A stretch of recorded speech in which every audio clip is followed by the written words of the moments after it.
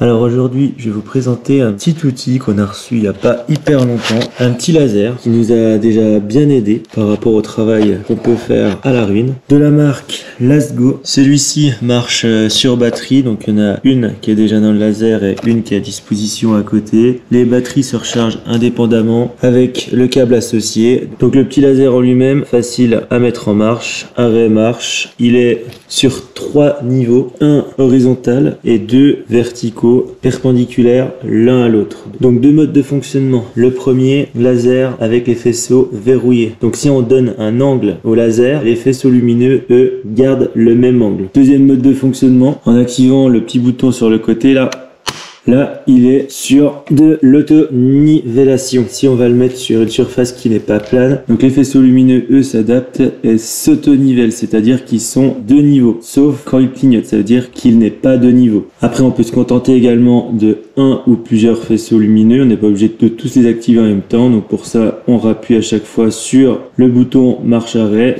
On a de quoi le fixer avec ce petit engin là qui est aimanté et donc on peut l'accrocher sur n'importe quelle structure. On a aussi une petite plaquette là qui permet d'accentuer un petit peu la visibilité du laser si on est sur des endroits où il y a du soleil et que le faisceau lumineux ne se voit pas vraiment. Donc voilà, petite présentation succincte. Maintenant, si vous êtes intéressé, je vous mets le lien dans la description. Il y a un code promo de 10% par rapport à ça, donc je vous le mets également. Et puis si vous avez des questions, n'hésitez pas à les poser dans les commentaires. Je me ferai un malin plaisir de vous y répondre. Allez, on passe maintenant à la vidéo parce que je sais qu'il y en a qui sont là pour l'avancée des travaux. Allez.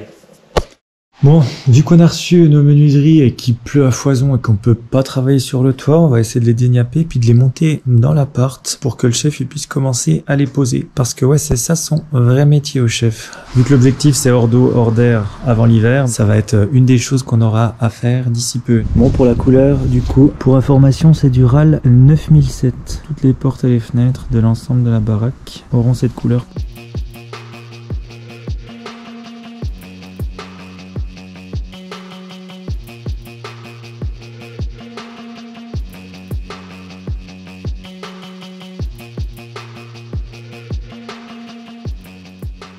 Bon bah une bonne chose de faite avec ces petites menuiseries qui sont en place. Donc la petite quai de vantaux là, cuisine là-bas, la porte vous devinez que c'est là. Là il y a 2 fenêtres, 3 vantaux là et là qui vont se situer ici et là. Derrière la grande là, le fixe, il va se situer ici. On a monté une fenêtre également pour là-bas. Puis après on a des vantaux un peu à droite à gauche qui vont pour les grandes fenêtres parce que c'était un peu trop lourd à la monter.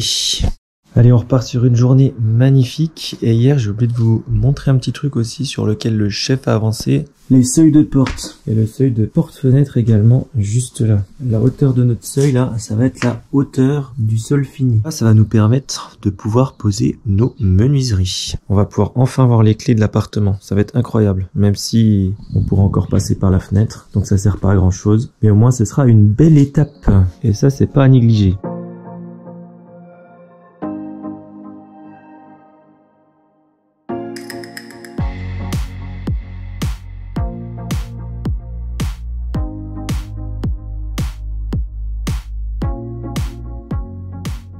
Donc on visse en provisoire une patte au niveau de chaque fiche sur notre porte pour pouvoir la fixer au niveau de notre mur en plot.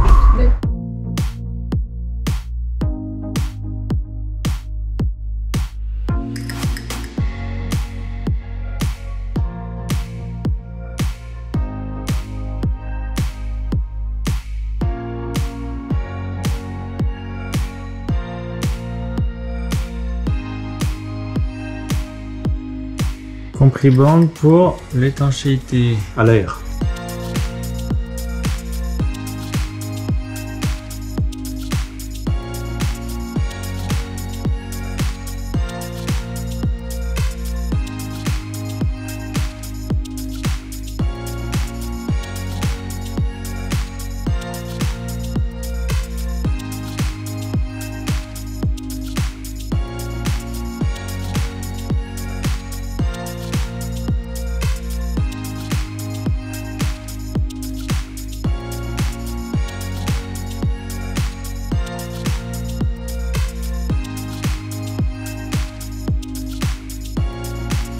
petit coup de serre-joint pour comprimer le compriband. Là, on a un peu au bord du trait là. Ça demanderait à resserrer ou à redesserrer en bas. Allez.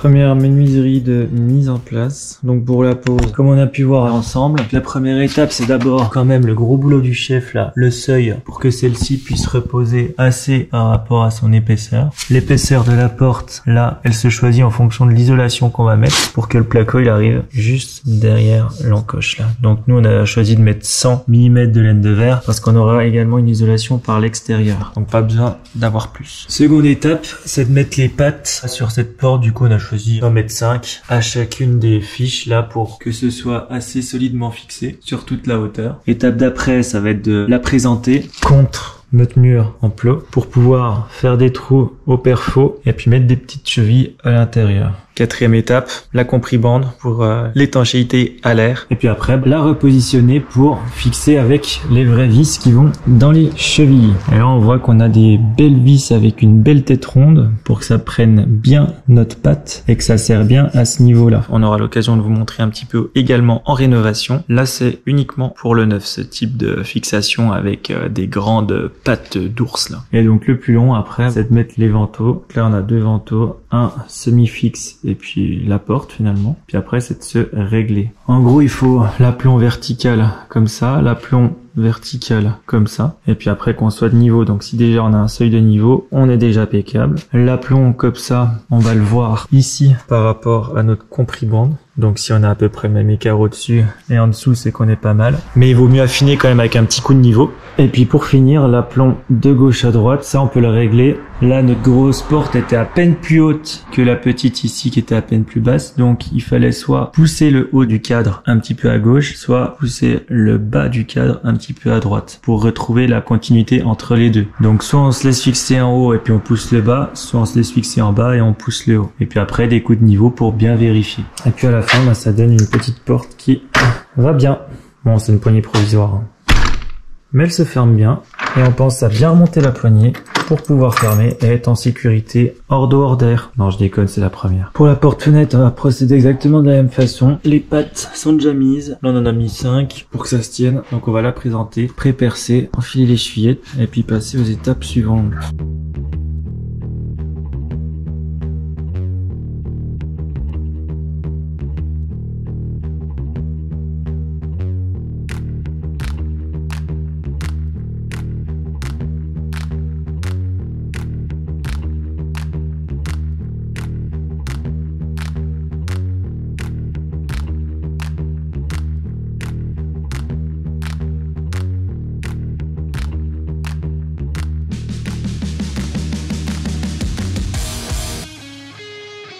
Là, je pense qu'on n'a pas trop mal par rapport à l'écart. Ouais.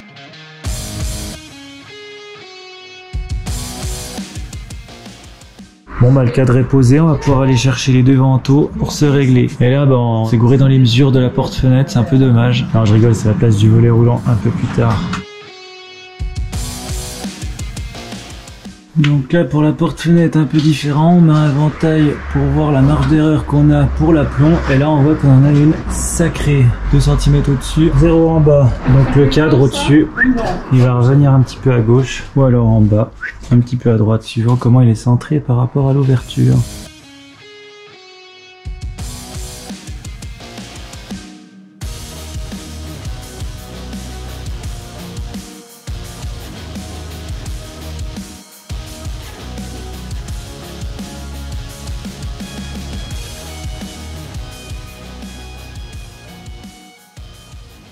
On va juste remettre une petite cale en dessous là pour surélever un peu. C'est la cale qui manque pour que ce soit impeccable. Ça permettra de régler le petit jour qu'on voit ici.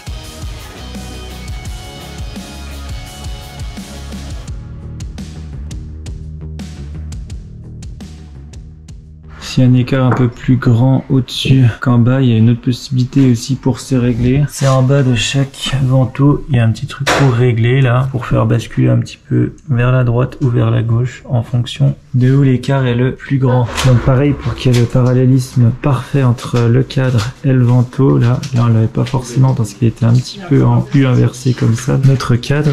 Du coup on a reglissé les 3 pattes du milieu, on a redéplacé un petit peu le cadre pour qu'il soit bien parallèle à notre vantaux. Donc plein de petits réglages comme ça, mais il faut savoir faire. Pas forcément évident quand on n'est pas du métier. Heureusement que le chef est là encore pour l'apprentissage. C'est ça l'anti-dégondage. Voilà. J'ai enlevé ça des deux côtés.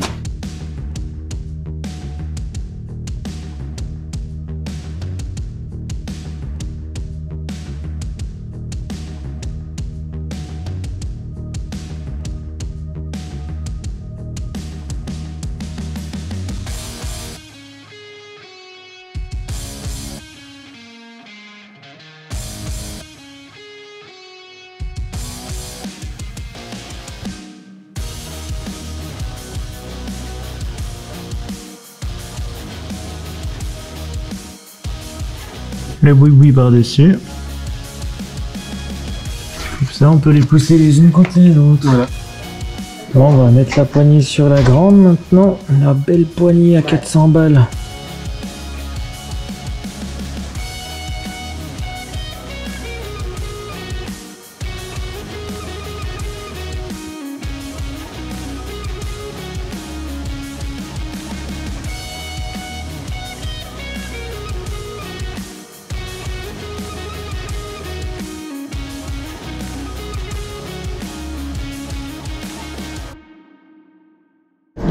Et hop, terminé, bonsoir.